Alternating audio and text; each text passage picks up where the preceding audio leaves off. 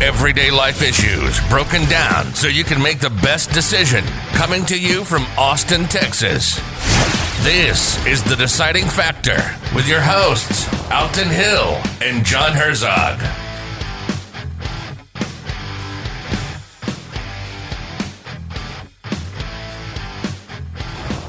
Hey everyone, thanks for listening to our second podcast, which is going to be the topic of COVID-19. We are going to discuss the ways it's actually affected our lives, both me and Alton.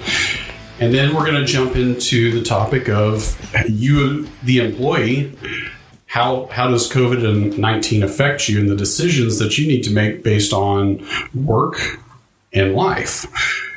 And then to follow it up, we're going to give you our deciding factor on the overall COVID-19 and our perspective of it. But before we do that, let's do this. Alton, what have you done lately? Anything new in your life? New with the family? What? Well, things have been pretty crazy for me, but probably the biggest thing that I'm thinking is that normally I train a lot of jiu-jitsu. And that's kind of like my medicine, my stress relief. And I love doing that. Love staying in shape and doing that type of thing. And, you know, nobody wants to train with me with this silly coronavirus going on. So I've just been practicing choking out my children mostly.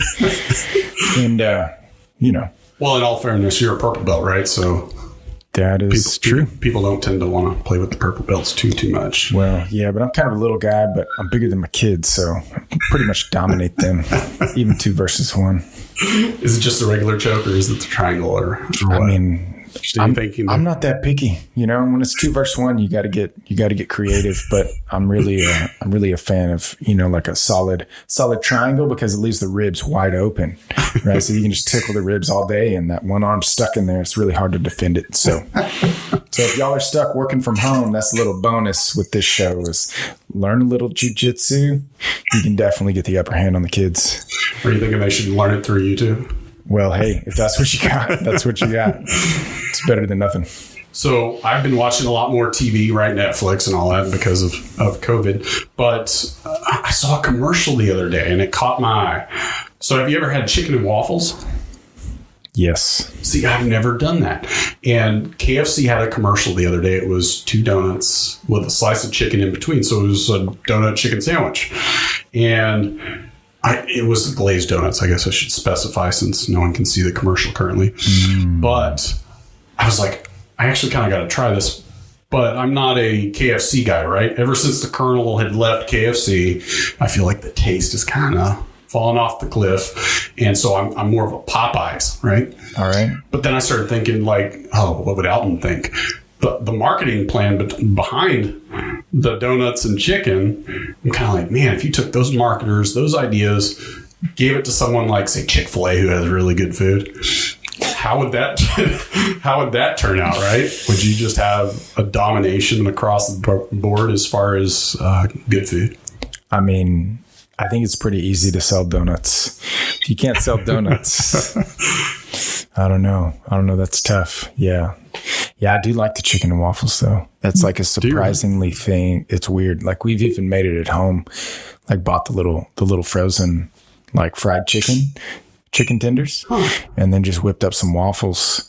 And man, solid. Is it like French fries and chocolate shakes? Is it that kind of a mixture? I don't know. I don't do that, but it's kind of I think of like a maple bacon or something. You know, it's got that sweetness, but it's still not overpowering. I mean, waffles is solid dough, so it's a good combo. Get the honey in there. It's like a dessert, but it's meaty, you know.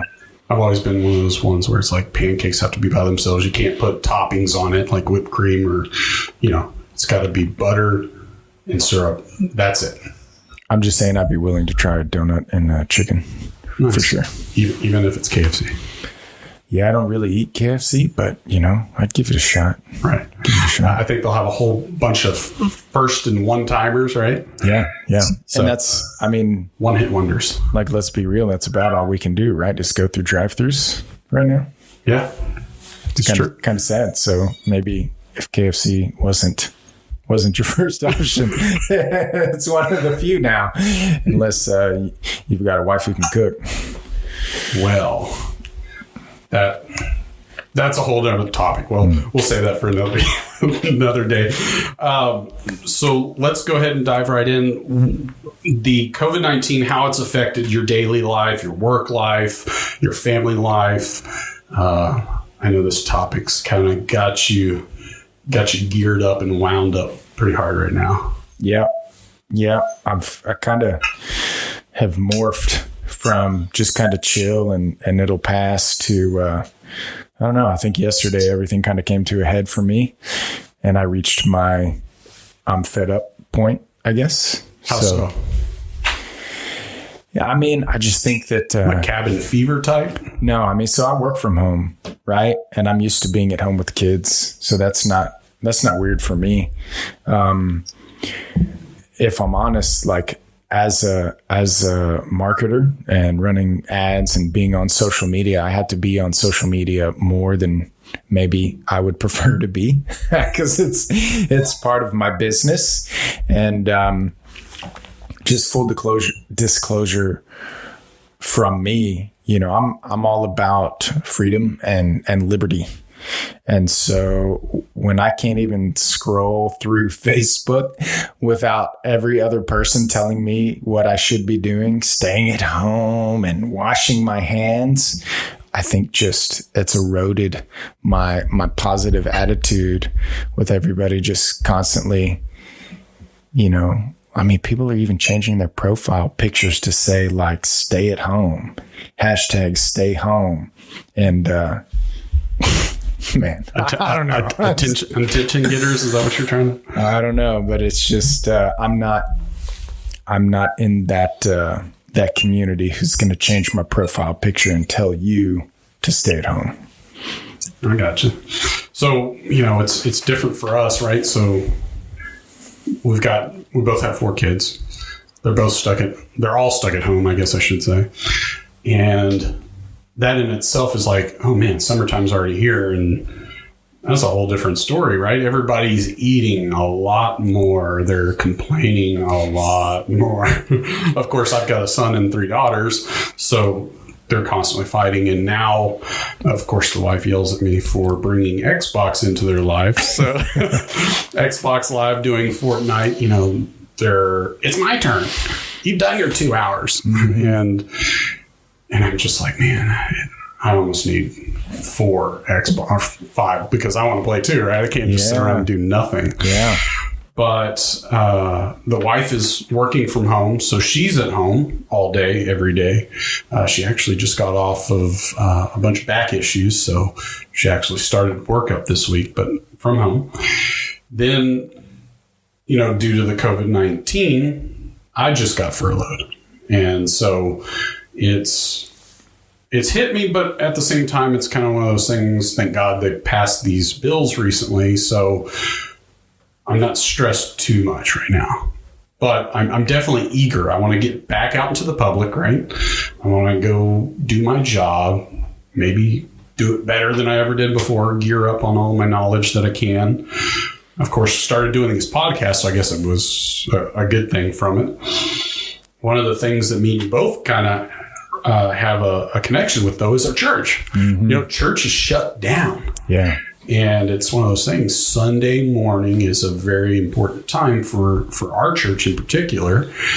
And our church is very family oriented. You know, it's going to church, you're hugging, smiling, shaking hands. I mean, there's that very home feeling when you're there. And now You don't get any kisses there? No, I'm afraid to. I don't know how that would turn out, but I'm guessing you get them all the time, huh? I think it's scriptural.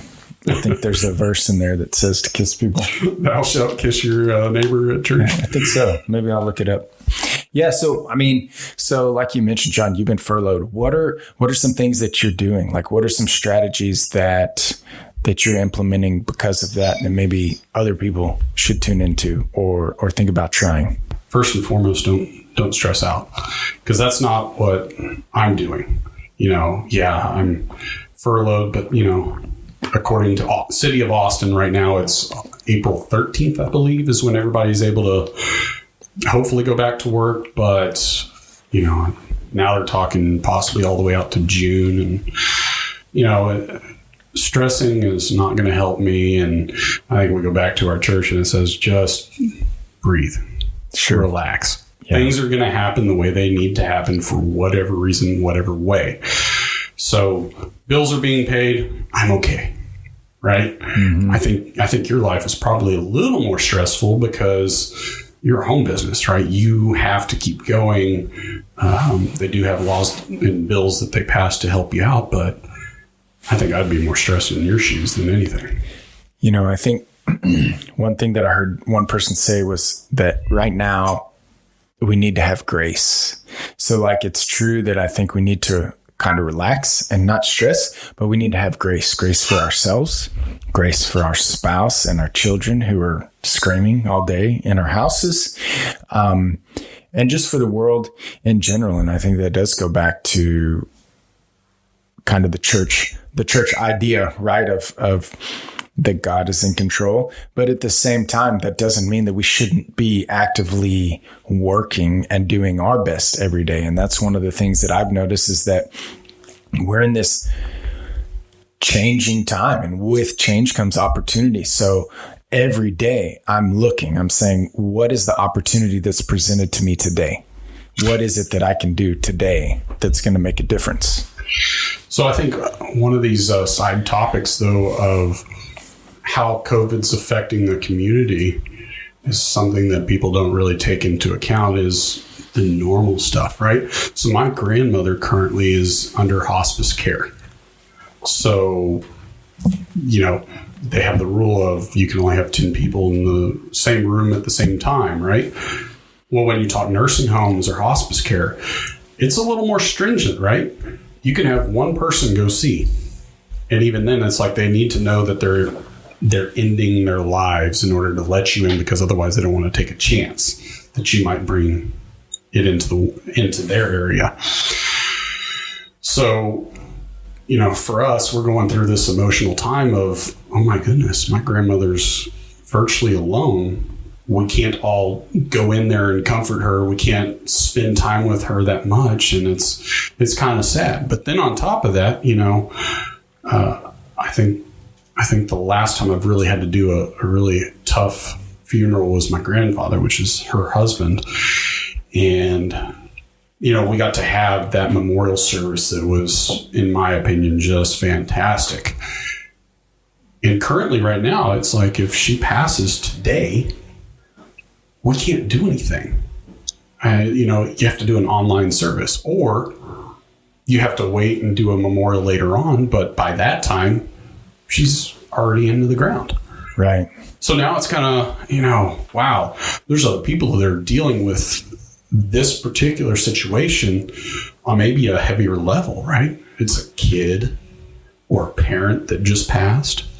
I mean, because life is still going on. There's still car wrecks. They had 35 shut down in San Marcos last week due to a big car accident. So COVID-19 has changed a lot of daily activities. Yeah. And but that's where I have to ask, is it really the virus that has changed it all? Or is it the response to the virus?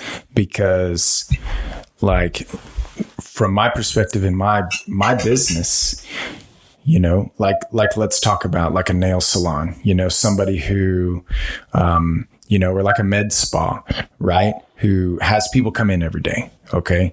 And everything's going great, right? And maybe there were a couple of clients that would not go get their nails done or would not go into the med spa to get their Botox because they heard about a virus. Okay. I'm sure that happened, but I'm still marketing like crazy saying, hey, come get your Botox, come get your nails done. Come get it. This is the spot. Okay. But then the government steps in and says, no, you cannot go get your Botox. And guess what?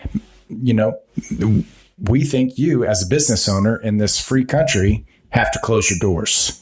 Now, my question is, what free country are we living in? And with that happening, is that worse than the actual virus itself? Like your story about with your grandmother, like, is it worse about exposing yourself or not being able to go see someone in their in their last days? Yeah, it's definitely changed. But in regards to the COVID-19 though, and our listeners per se, right? So obviously most of y'all have jobs, you're employees, and the laws are changing, right? So how should you think as an employee as far as COVID-19? I'm not going to make your opinion up for you, but I'm going to give you food for thought, and I think Alton can too.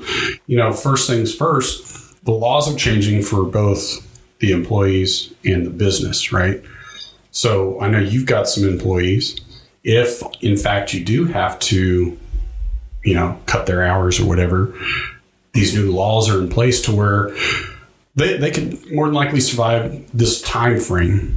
You might have to take out some loans. I've heard some crazy stories about maybe, no interest, or some of them have even gone as far as saying that you don't even have to pay it back. I don't know that. I haven't researched it, but, they're saying things like that. Yeah, I mean, definitely. I think that on the business side, it's if you have employees and you can show that you've got X amount of dollars over the past 12 months going out for payroll, then yeah, there could definitely be some loan and forgiveness for that. So I think that the immediate need is good on the business side, right? That we're seeing that they've passed this, and that the government will be sending out checks.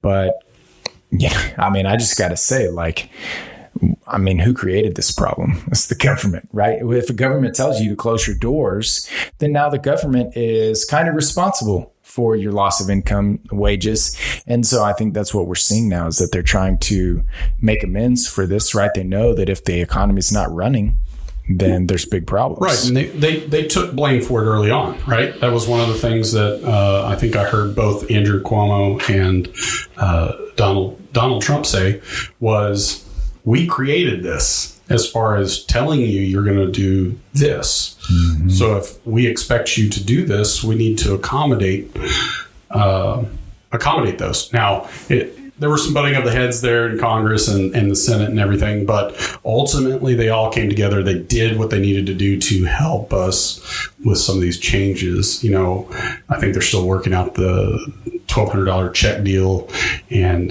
But I'm asking, where's that money coming from? In my mind, what I hear is hey, we blew it as a government because there's nothing in the Constitution about the federal government shutting us down, right? So, hey, we messed up, guys, but don't worry. This is what we're going to do. We are going to start printing a lot more money, and we're going to send everybody IOUs. So when you get that check in the mail that says IOU, just go ahead and give it to your kids, because they'll be the ones who are paying that off, right? So I think that there's definitely going to be short-term help, but the reality is an extra $2 trillion in debt is we're not going to pay that off in our lifetime. Right. There's that mindset. It's not going to affect me, so why should I care that much? But during this time, that being said, there are a lot of people like myself sitting at home during business hours doing nothing. Mm-hmm. And I think this is a fantastic time to redo your resume. Right? Sure. Let's redo your resume, update your LinkedIn profile, get on Indeed, get on Glassdoor, get on ZipRecruiter, right? You could even go as far as checking Craigslist, because I've gotten a few jobs from Craigslist back in the day, right? Yeah, for sure. And I think these are really smart ideas, right? Because just because you're on furlough right now doesn't mean you have to go back to working for someone like Alton.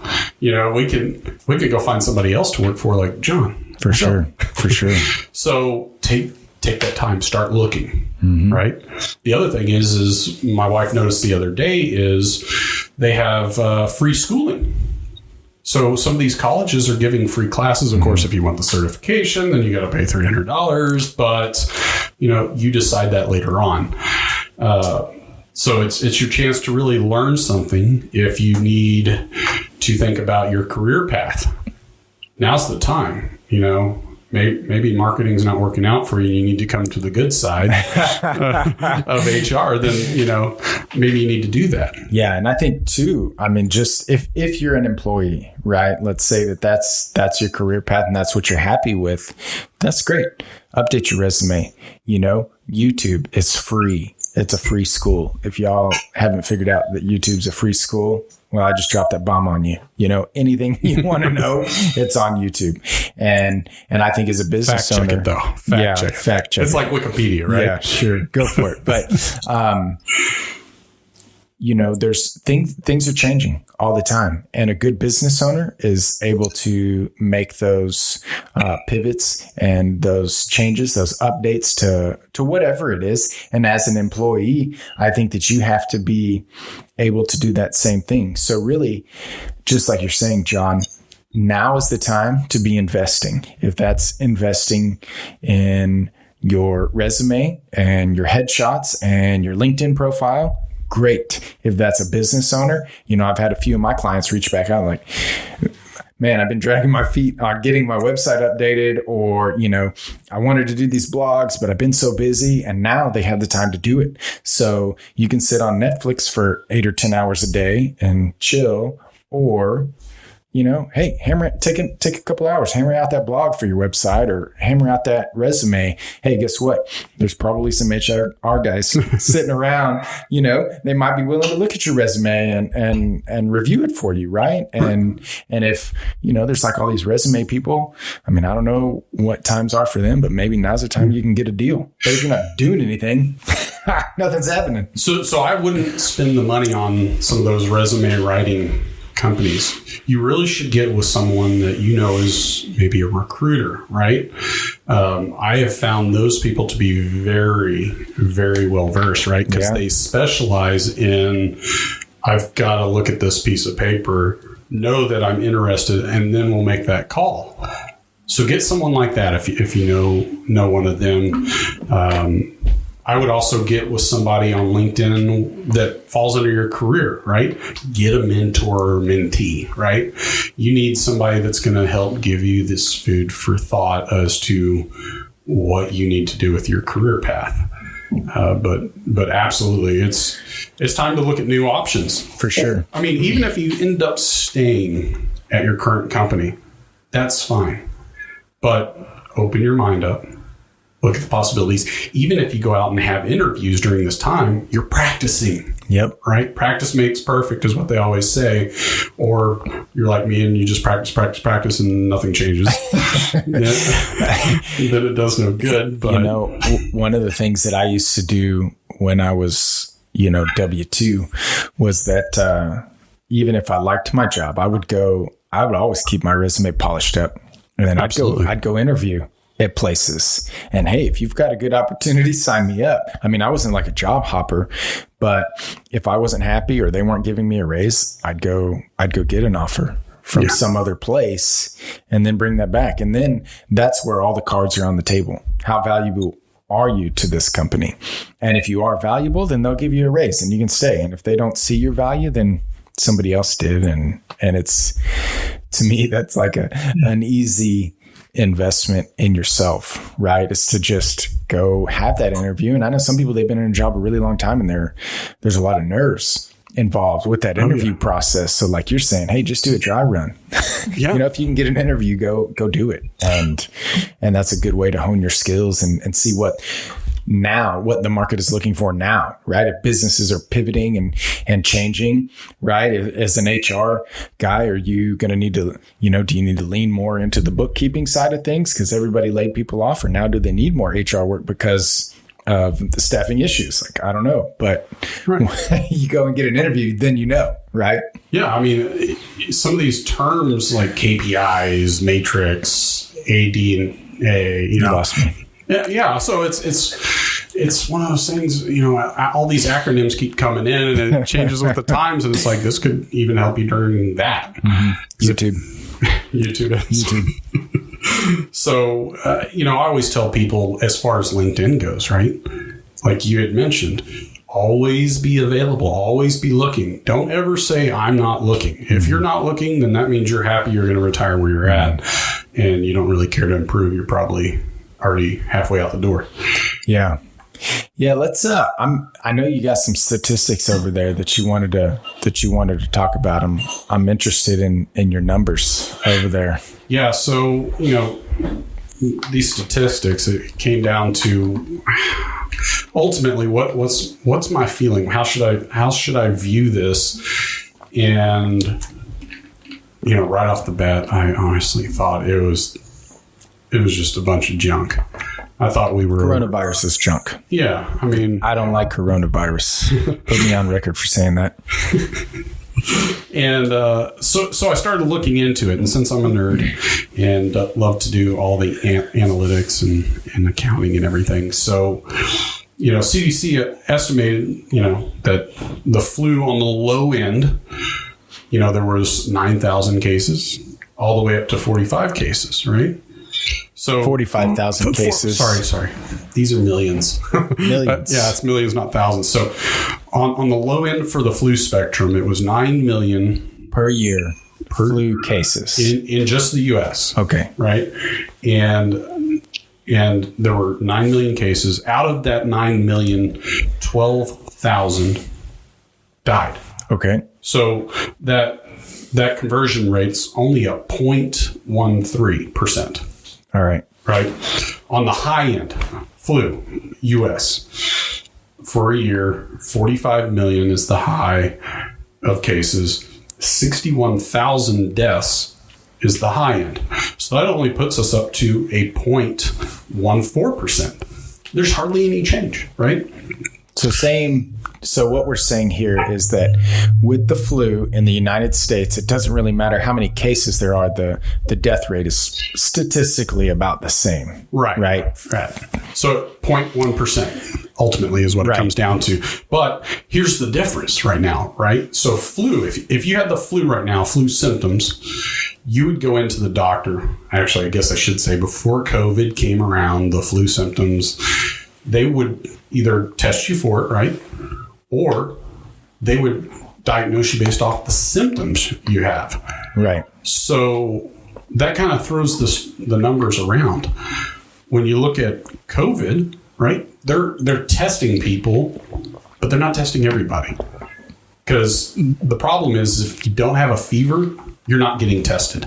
So are you saying that it's possible that people have had COVID, had coronavirus, and not even really been tested for symptoms, or maybe not even noticed a lot of symptoms? Absolutely. Because, also the problem you come into is we only started this really high awareness of this in the last, say, 30 days, right? The problem is it's been around longer.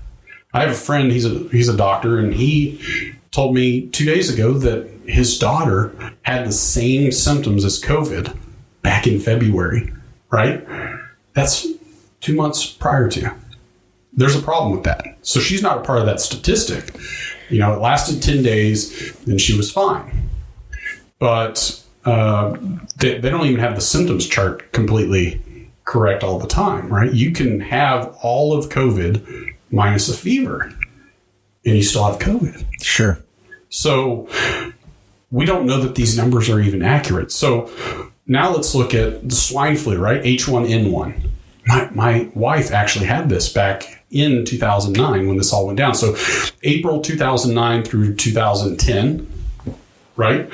So that year that was a big deal, there were 60.8 million cases in the U.S. alone. So more than flu annually. Yeah. More. Right? It's, almost 2 times the amount as flu does, right?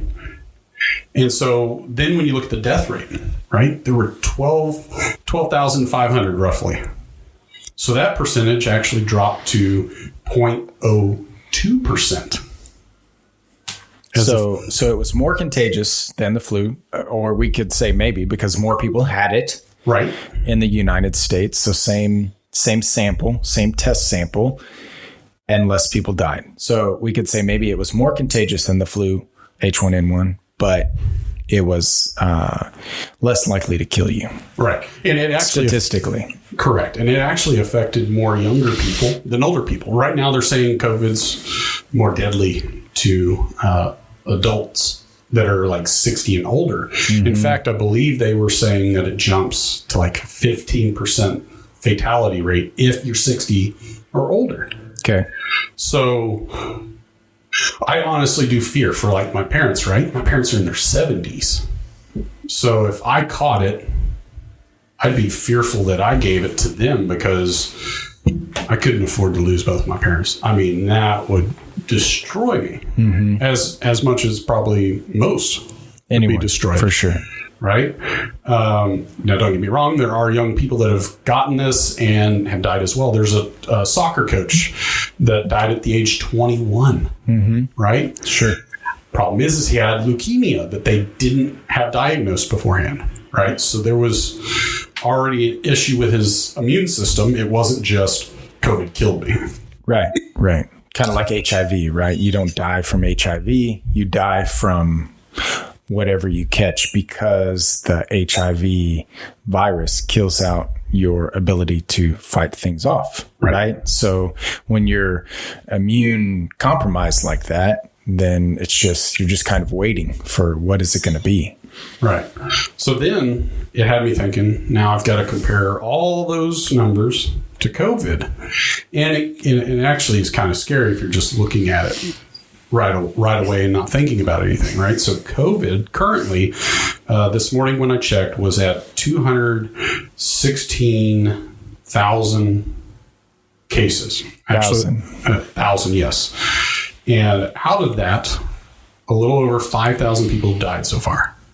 So that comes down to a 2.4% fatality rate, which is significantly different than H1N1 or the flu.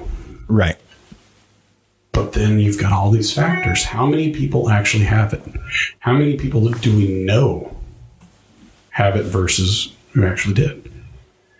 I mean, there's not enough tests to know where we're really at. And they don't know enough about the virus to really key in. Like they do the flu, right? Where they just ask you symptom questions, and if you do, then you do.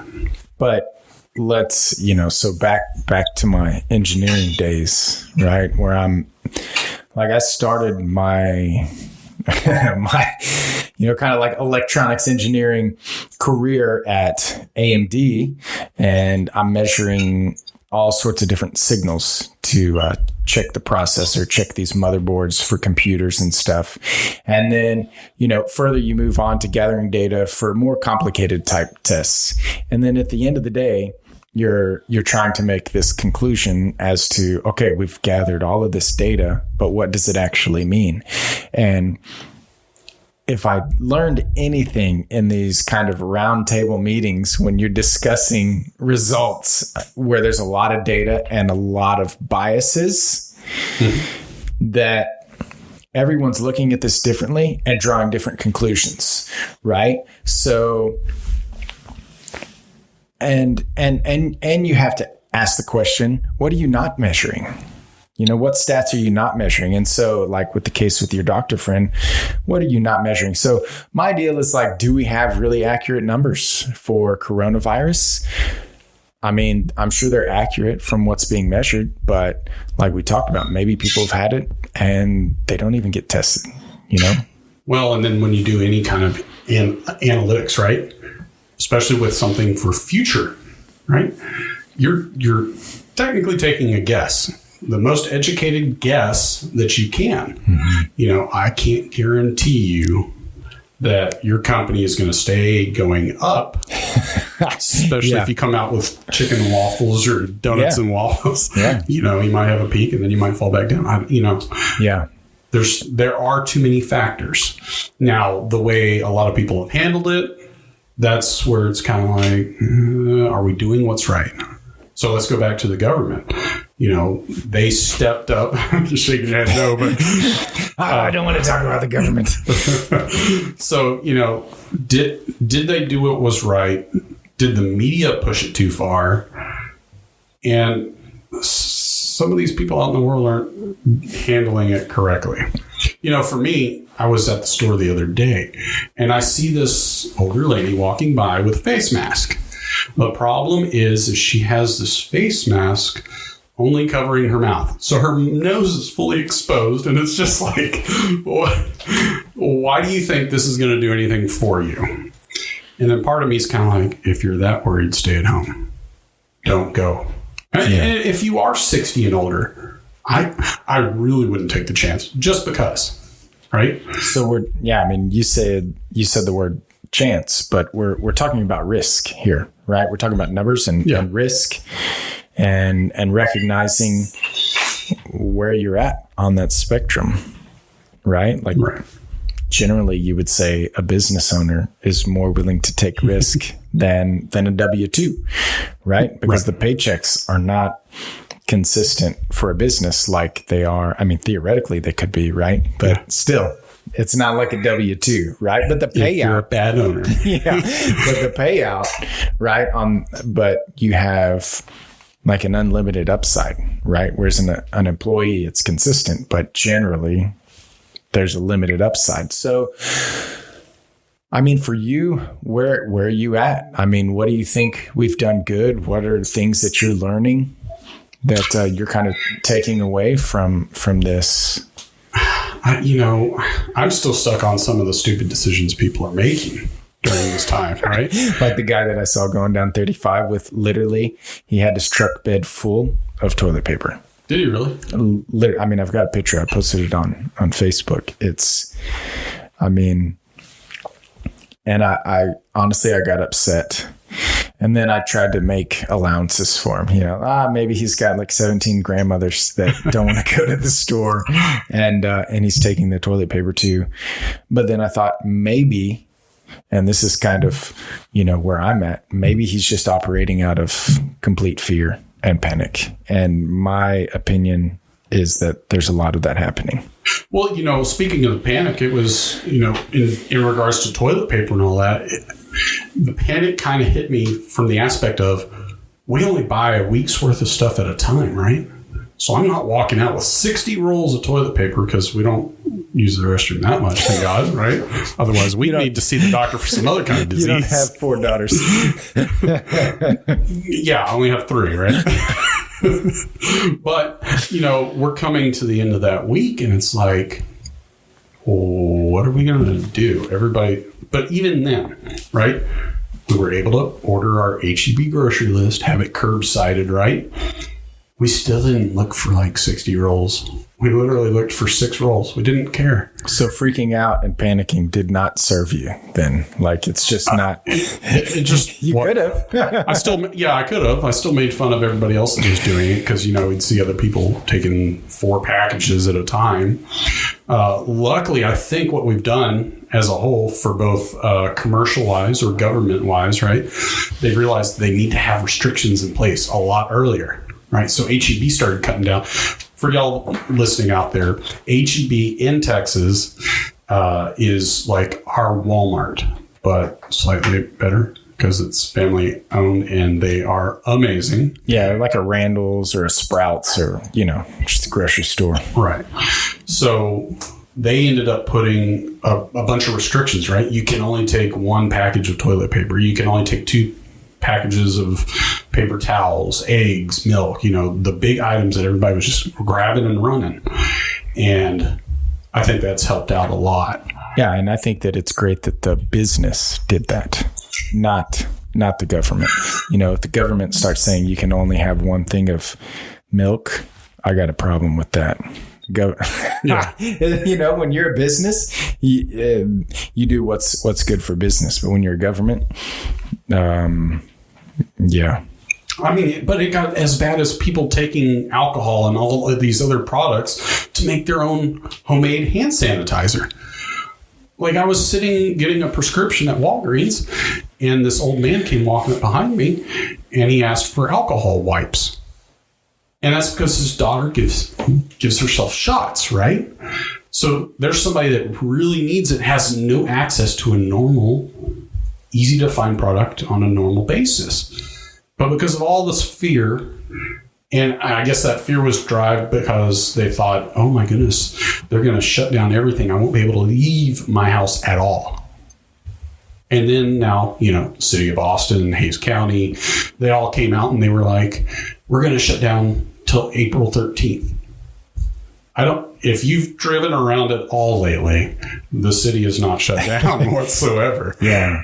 And that's the thing too, that I want to point out is what I'm seeing is that people are living out of fear and they have no confidence and courage. That's like really where I'm at on this whole thing, is that if you're rushing out to the grocery store and panicking when Amazon doesn't have your product, right? Because like right now you go on Amazon, it's like, yeah, we'll get it to you in 3 or 4 weeks. Yeah, I can't buy a microphone today and get it tomorrow. That's right. We know this for a fact, right? Yeah. And so if you're freaking out because of that, you are not resourceful. That's what that boils down to, is that you have not developed the skill set to say that, hey, there may be a shortage in some area, but I am resourceful enough to make something happen. And when you have that mindset of fear, then I think it just leaks out over everything. And that's why I'm pretty amped up about this, because what I'm seeing is this fear is contagious to everyone. And I see the numbers, and even if they are 2.5% death rate, how is it serving you to be freaking out and panicking? It's not. Now, I'm not saying don't take reasonable precautions for yourself. Great. Do it. Do what you think is right. But when we start telling everyone else what to do, that's where I think it gets, hey, have an opinion, right? Have an opinion. But shutting down businesses, shutting down the economy, to me is way worse. And I think what we're seeing is two different mentalities coming out. One is fear-based. Oh, I'm going to run out of toilet paper. Oh, I'm going to run out of food. Well, is that true? Are you resourceful enough? Do you bring anything to the market that your friend would feed you something? Are you running your life right now so far out of health, like no immune system, that you're fearing this virus? I could be way off, but I've got a pretty good immune system, right? Like I exercise, I eat well, I sleep, I have faith that keeps me not stress-free, but a place to lean on. And, so I don't worry about getting sick. I don't worry about getting the flu. Could it happen? Sure. Can my body fight against it? I think so. So I think I'm just asking everyone to take a good look at yourself in the mirror and say, am I living my life by fear? Is that what, am I contagious with fear, or am I contagious with positivity and wisdom and good guidance to navigate through these times? And I think that's where I want to be, and not, pushing a bunch of fear. But has this fear affected you business-wise? Your own personal fear, I guess I should say, not everybody else's fear. I would say, has COVID-19 affected my business? Yes. And has my own fear? I don't think it has. I think I've turned my fear that I have, not of the virus, but the environment that we're in is an opportunistic one. So I'm certainly pivoting my business, right? Because if the government is controlling who has their doors open and when, that's out of my control. So I'm not going to worry about that. I'm going to start thinking about what can I do, right? So can I create these online training programs, which is what I'm doing now? Maybe I could start a podcast and push out that positivity to people who are sitting at home, give them an option to Netflix, right? So what can I do? What do I have control of? We're planting the garden. We normally plant the garden, right? Because we want the healthy food. We don't want to be dependent on HEB, right? And so I just think while it is affecting us, it's affecting me, and that I'm trying to leverage the opportunities that are given to us all, right? Like it's fixing to rain for us the next few days. So guess what I've been doing? Planting a lot of seeds. You have, or your kids? Well, I'm a good delegator. What can I say? Homeschooling. That's what we call that. Well, I think there are still some positives, though, coming out of all this, right? So these different loan strategies that are going to be coming up because of all these law changes, I think is a perfect time for new business to come into play, right? You might get a better deal than you ever have. You might find a house as a regular consumer at a better rate, a better deal. Yep. And then to take it one step further is thinking positive from an HR perspective, right? So everybody's been switching to Zoom, Skype, all these online meetings. There's a company that we do business with down in San Antonio that's big. I don't think I can say their name, so we'll stay away from that. But it's one of the biggest companies in the world.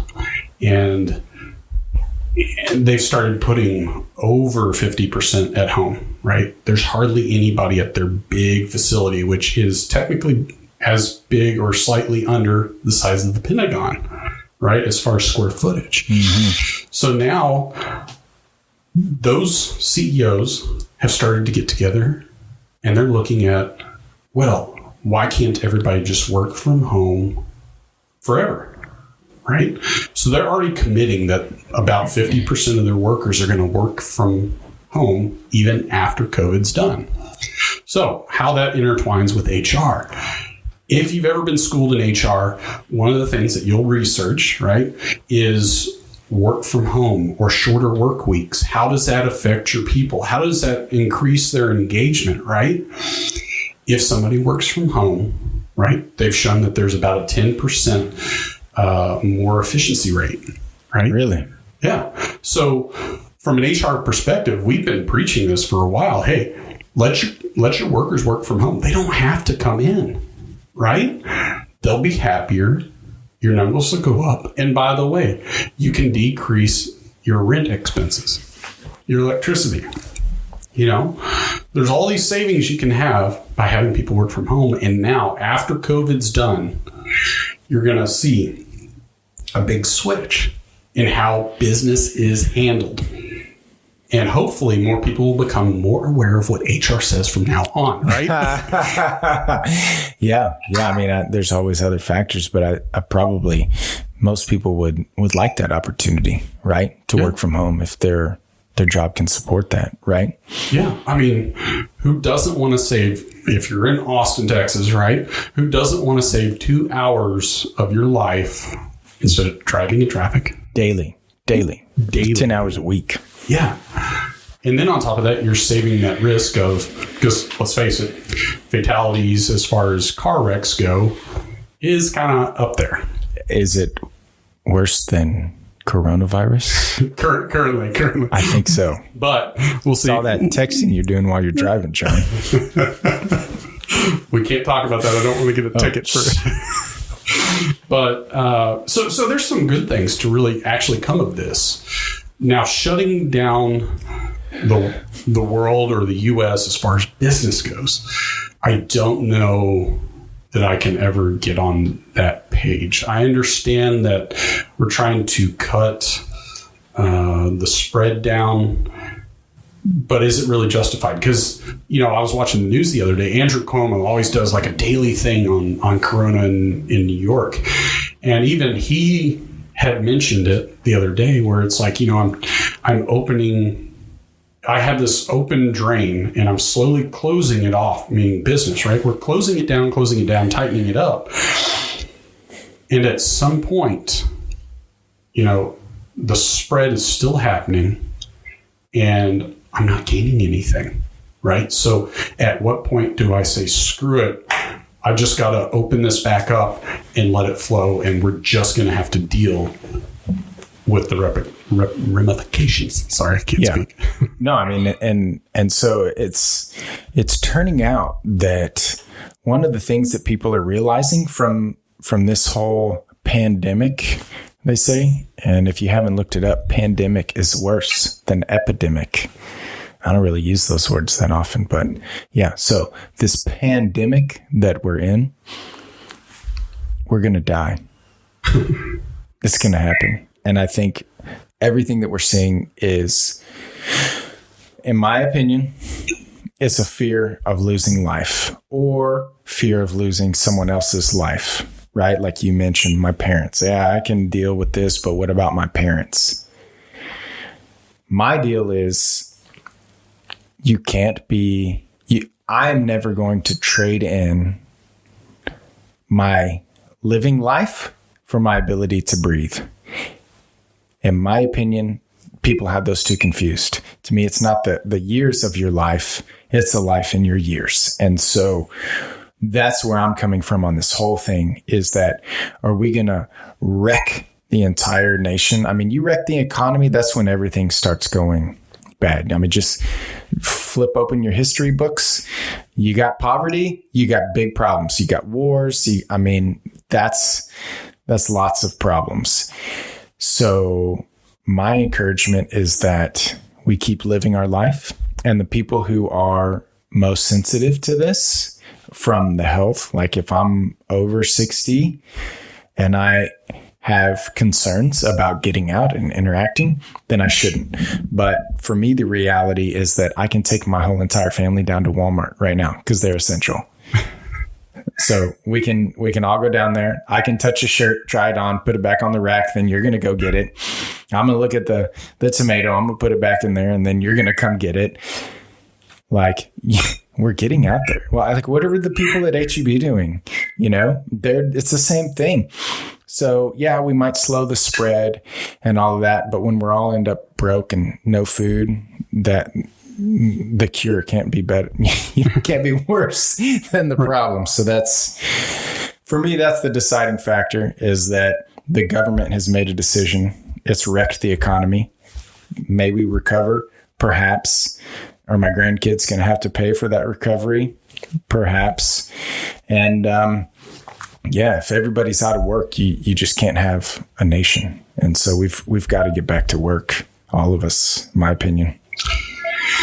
Well, so as far as my deciding factor, when you look at the numbers, COVID can be scary. It's very inconclusive. I'm kind of like you are, right? Did we overdo it? And how long are we going to possibly overdo it? I think as soon as they open the gates back up for business, I think we'll have such a big rebound. If you're not invested in stocks, get something now. Yeah. Because holy moly, it's gonna shoot up. They're asking that things stay shut down. It was till the end of April. Now they've even talked about till June. And I think that's going to be pushing it too much. I think America does need to get back to work.